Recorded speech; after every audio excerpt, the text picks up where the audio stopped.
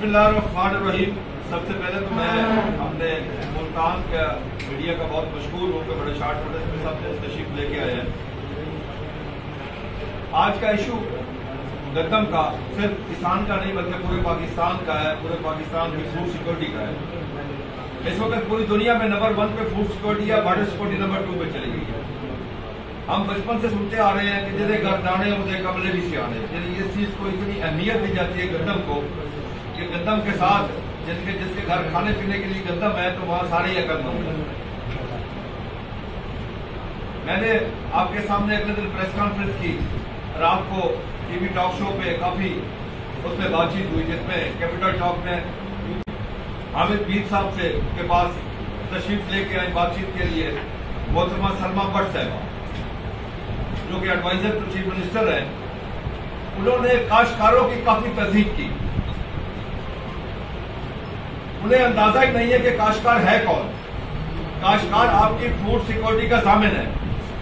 उन्होंने फरमाया कि काश्तकारों की तादाद ही क्या है, 1000-1500, जबकि सबसे ज्यादा 70% आबादी जो देहात में रहती है वो किसी न किसी तरीके से ज़राअत से वाबस्ता है, डायरेक्टली या इनडायरेक्टली। उनको पता नहीं है कि ज़राअत आपकी टोटल मईशत का दारोमदार ज़राअत पर है। आप बचपन से हम पढ़ते आ रहे हैं कि ज़राअत मईशत की रीढ़ की हड्डी है। उन्होंने फरमाया कि इन काश्तकारों ने हमारे साथ राब्ता नहीं किया। मैं बताना चाहता हूं उनको कि आपको इल्म ही नहीं है कि हम किन किन से मिले हैं, हमने किन किन से राब्ता किया है। जिस दिन आप फरमा रही थी उससे एक दिन पहले मैं वजीर ज़राअत और सेक्रेटरी ज़राअत से हम बाकायदा एक भरपूर मीटिंग करके आए हैं। उससे पहले पंजाब का सबसे बड़ा जो कमीशन है वो पंजाब एग्रीकल्चर कमीशन है, जिसमें आपके 4 वज़रा हैं।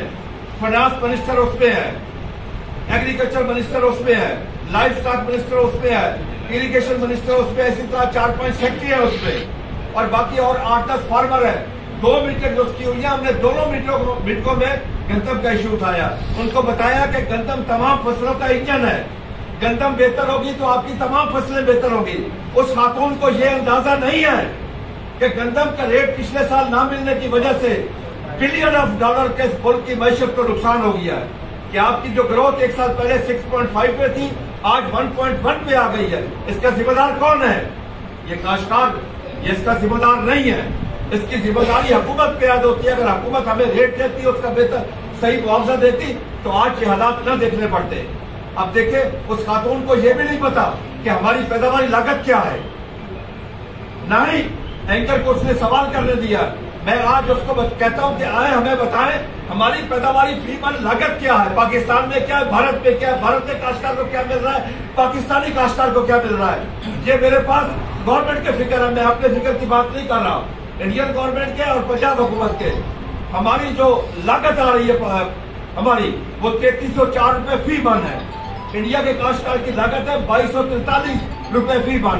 इंडिया के काश्तकार को 919 रुपए फी मन मुनाफा मिल रहा है और हमें 1104 रुपए फी मन नुकसान हो रहा है।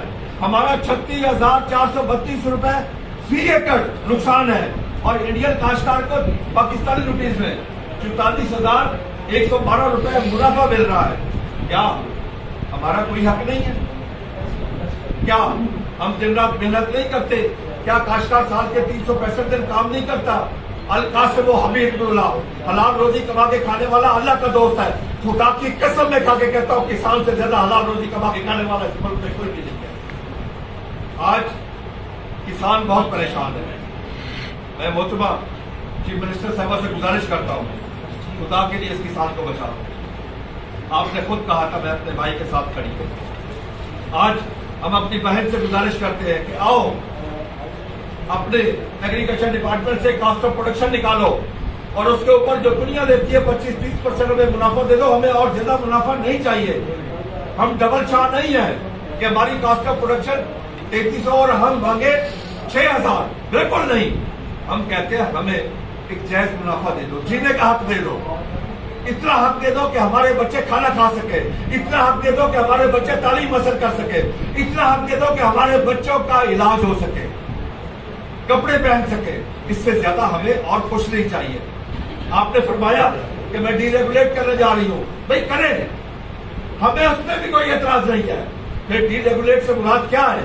फिर आप रोटी का और आटे का रेट तय नहीं कर सकते। अब ये ना डबल सिलेंडर न बने, आधा तीता आधा बटेर न करे। अगर उसको डीरेगुलेट करना है तो फिर जिलाबंदी खत्म, सूबाबंदी खत्म, मुल्क की बंदी खत्म।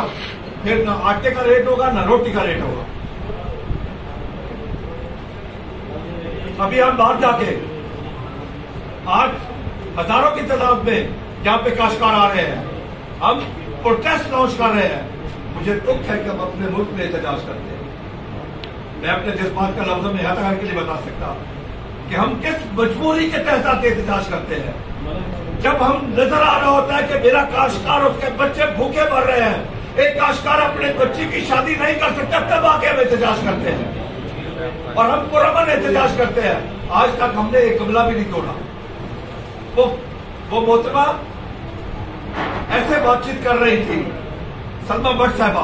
क्या मोहतरमा से मैं पूछता हूं कि आपने कभी काश्तकारी की? आपके वालिद मोहतरम ने कभी जिंदगी में काश्तकारी की? मोहतरमा मैं आपको बता दूं, हमसे ज्यादा मुहब्बे वतन कोई नहीं है। हम अपनी जमीन का टुकड़ा उठा के किसी दूसरे मुल्क में मुंतकिल नहीं कर सकते। मेरे काश्तकार का जीना पाकिस्तान में, मरना पाकिस्तान में, औलाद इधर, जदाद इधर, तालीम इधर, सेहत इधर, हमारा ईमान भी इधर है। हम अपने मुल्क की सोचते हैं, अपने मुल्क की फूड सिक्योरिटी के लिए सोचते हैं, अपने मुल्क के लिए बात करते हैं। इसके अलावा हमने कभी कोई बात नहीं की। हम कभी आपके दफ्तरों में अपना जाती काम लेके नहीं आए। हम कभी ट्रांसपोर्ट पहुंचने के लिए आपके पास नहीं आए। आप कहती है हमारे साथ राब्ता नहीं किया। वो मुझे दर बताए जहां पे हमने ठोकरें नहीं खाई। वो कोई एक जगह बता दे जहां हमने राब्ता न किया हो। इस मुल्क की तरक्की के लिए हमने हर मकाम पे बात की, हमने हर जगह पे बात की है। क्या आज बाहर अभी हम गंदम चलाएंगे, अपने बच्चों को साथ लेके आए हैं। बच्चे अगर हमारे पेनाफ्लेक्स लेके खड़े गए कि मेरे बाप की गंदम न बिकी तो मैं स्कूल नहीं जा सकता, मैं खाना नहीं खा सकता, मैं इलाज नहीं करवा सकता। क्या ये आसान काम है बच्चों को लेके आना? क्या ये इजी है? क्या ये एहतजाज आके करना अपने ही मुल्क में? खुदा की कसम में खा के कहता मुझे अच्छा नहीं लगता। लेकिन हमारी देहाती जबान में कहते हैं बर्दा की न करता।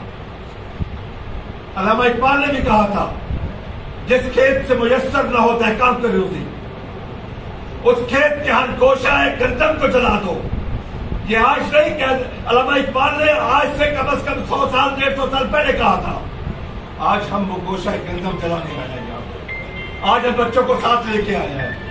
और यकीन कर ले मोहतरमा, मैं आपको बताता चलूं, अगर गंदम के काश्तकार को नुकसान हुआ तो तुम्हारे हमारे मुल्क की, ये मुल्क हम सब का है, हमारे मुल्क की मैशत नहीं चल सकती। इसकी रीढ़ की हड्डी मत तोड़ो।